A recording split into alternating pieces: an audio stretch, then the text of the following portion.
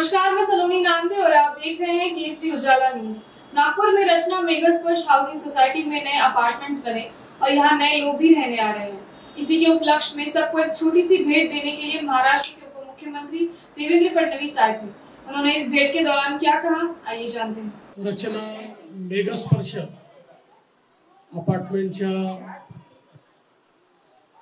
या अतिशय छोट्याशा भेटीमध्ये या ठिकाणी उपस्थित मीनाक्षीताई तेलगुटे, रितेशजी गावंडे, आपले अध्यक्ष संदीपजी बघेले, सर्वच नागरिक उपस्थित भगिनी आणि बंधूंनो, मला अतिशय आनंद झाला की आज आपल्या या अपार्टमेंटमध्ये आपली भेट घेण्याकरता मी येऊ शकलो।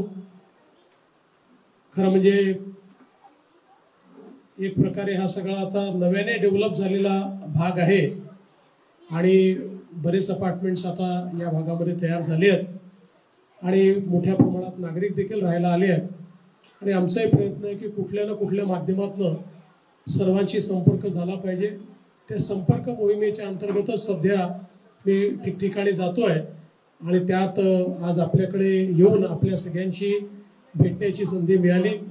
बघेलेजींनी मला एक निवेदन देखील दिलेलं आहे काही पेवर ब्लॉकच्या संदर्भात आणि पार्किंगच्या संदर्भात।